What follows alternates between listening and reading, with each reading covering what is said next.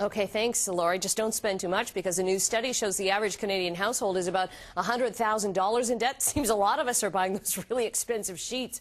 Marlene Dicenzo from 310 Debt joins us now from our newsroom with some tips on getting back on track. This is a very serious topic here. Shouldn't be making fun of it, but let's start off with what are some of the warning signs? Because I think a lot of people that are badly in debt are in denial. So what are some of the warning signs, Marlene, of, okay, you got a problem?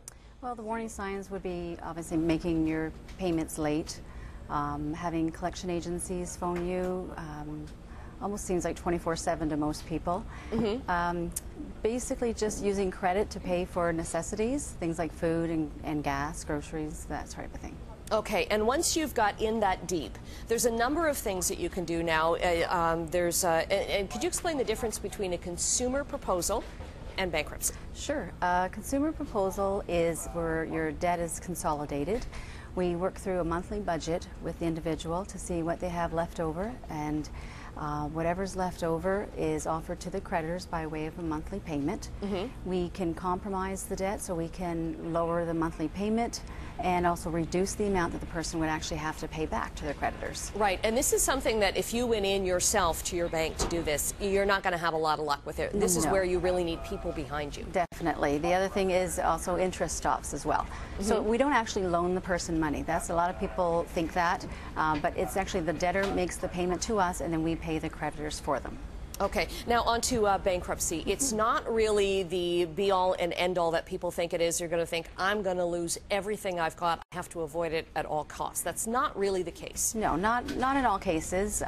If somebody was to lose a lot of assets in bankruptcy, there's house equity, some RSPs, but we would look at maybe filing a proposal as an alternative to bankruptcy. So if you were to lose a lot of assets in a bankruptcy, you can then try to file a proposal to the creditors. Okay, so before we get that far, you've actually compiled a list of some tips that we can do for controlling your debt. And one of them is to track your cash expenses. And not the stuff you buy on credit, but what you spend in cash, right? Yes. That's the cash. As soon as you go to the ATM machine, you withdraw your cash, you spend it, you don't know where it's going. So by tracking it, just keeping receipts, maybe jotting it in a little book, you can better see where you're spending your money. Then you can prepare a budget and hopefully try to pay down the higher interest card. If you have credit cards or lines of credit, anything with the higher interest rating. Also, overdrafts, those are considered as debt. A lot of people don't see that when they're in the negative in the bank account. Right. The other thing is to stay away from payday loans.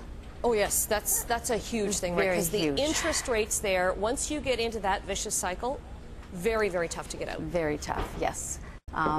So mostly it's just paying off the highest interest credit card, and also look at if you do have, say, 7 credit cards, maybe take the smallest one and try to pay that off first. Now you're only paying 6 bills instead of 7. Okay, and it's kind of tough too when you're getting incentives in the mail from your credit card companies. Oh, look what you can do. We've given you extra credit, right? That's right, yes. A lot of people think that they must be okay because they're advancing me the money, they're increasing my limit. It's not always the case. Right. Another really important thing too, when we're talking about tracking your cash expenses, take a look.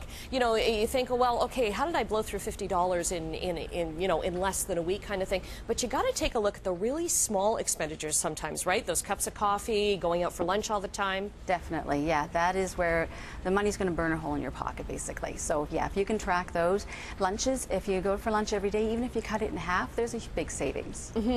So your counselors work with people then in order so that, you know, whether you're going in for a proposal or a bankruptcy, hopefully you're not going to be back in again with more problems, but you do have some repeat customers, right? Yes, we do. And actually, proposal or bankruptcy, you are required to have 2 counseling sessions. So it's financial counseling, and our counselors will work with people to help them with their budget.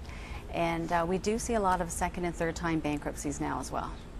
And that's allowed? I didn't know that. Yeah, a lot of people don't think that. Now, third time bankruptcy, the judge will usually want to see you in court. Okay. So. Okay, 310debt.com is the website. Marlene, lots of insightful advice here. It's something that really we should be taught in school, right? Oh, I totally agree. Yes, definitely. Okay. Thanks so much for your lesson today. Welcome. Thank you, and we're going to be back right after this break. Stay with us.